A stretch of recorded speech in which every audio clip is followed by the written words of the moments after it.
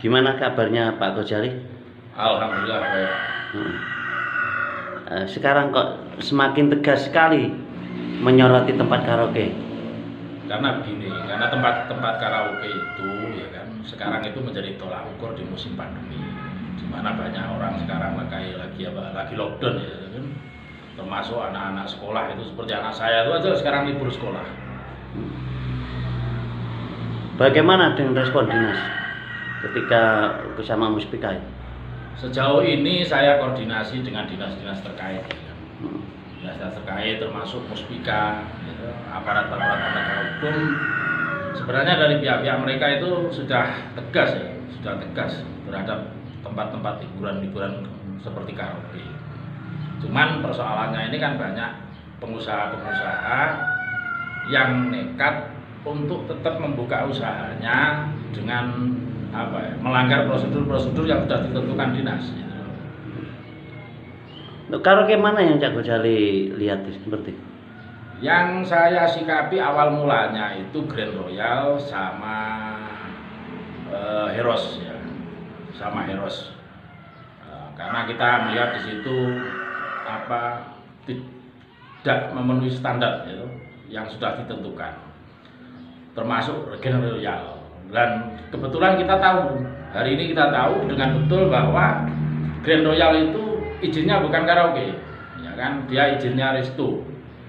Dimana di izin itu di TJUP-nya kita melihat itu 2 room. Nah di sana itu ada 17 room.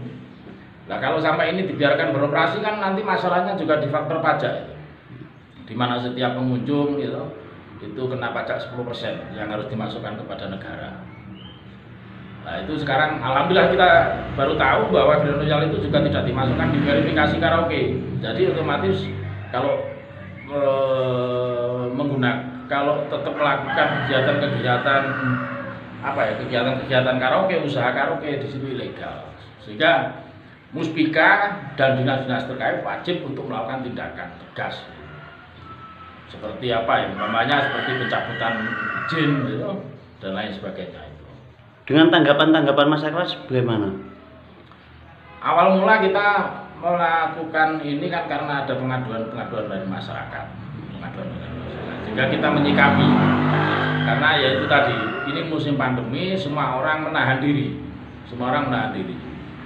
Dan rencananya kita ke depan nanti akan juga mengajak teman-teman ormas keagamaan, seperti NU, Muhammadiyah, dan ormas-ormas lain, termasuk kelompok-kelompok muda, untuk juga tegas menyikapi ini. Karena apa?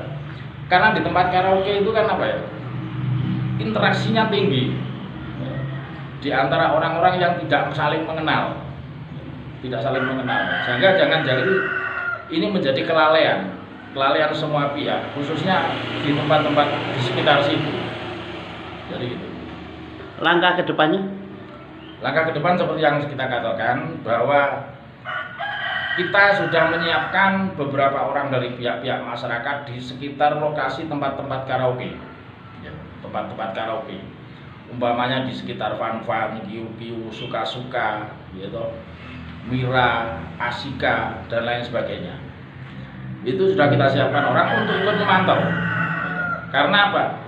Karena dari hasil verifikasi yang telah dikeluarkan oleh pihak Dinas Pariwisata, mereka semua pada dasarnya tidak boleh buka, termasuk seperti Asika itu tidak boleh buka. Ada yang beberapa oleh buka, tapi itu dalam masa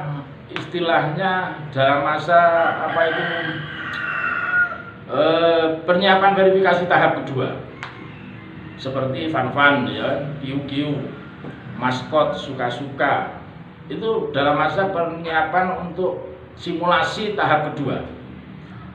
Dalam tahap simulasi ini, pihak-pihak karaoke dilarang memperjualbelikan room. Jadi kalau dia sampai ada masyarakat ke sana, tidak mematuhi protap dari kesehatan, kemudian dari pihak manajemennya, pengelolanya itu menarik room kepada masyarakat yang datang, itu jelas melanggar aturan dan harus kita tutup. Dan kalau ada masyarakat yang menemukan itu, menemukan itu, silakan nanti ngomong ke kita dan akan kita sampaikan kepada pihak-pihak terkait. Umpamanya di tingkat Jatim, di tingkat Banyuwangi, ya kan, bisa juga ke tingkat Jatim, tergantung persoalannya, Nah di luar 4 itu sampai sekarang dari informasi yang kita terima itu tidak boleh buka, tidak boleh melakukan simulasi dengan menerima tamu.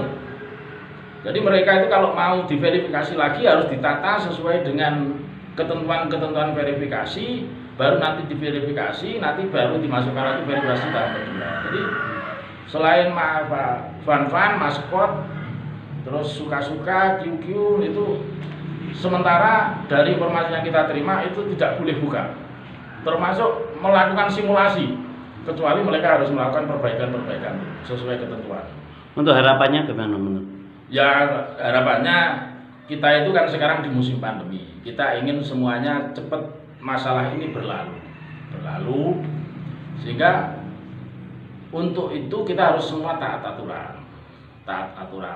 Jangan karena hanya mengatakan bahwa kita sudah lama tidak bisa bekerja karena semuanya sekarang menahan diri untuk tidak bisa bekerja. Banyak teman-teman kita yang di PHK dan lain sebagainya itu kan banyak.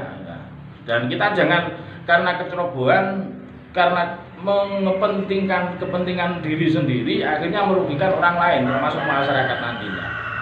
Dan sekarang itu Banyuwangi kalau tidak salah itu kalau di peta itu kan sudah masuk oranye ya kan. Ada kuning, oranye, ada merah. Itu kan harus waspada kita semua. Kalau sampai nanti kita Banyuwangi itu masuk blok merah, kan malah kita rugi. Masyarakat yang rugi semuanya rugi. Apalagi sampai dilakukan Sam Suryadi melaporkan dari Banyuwangi.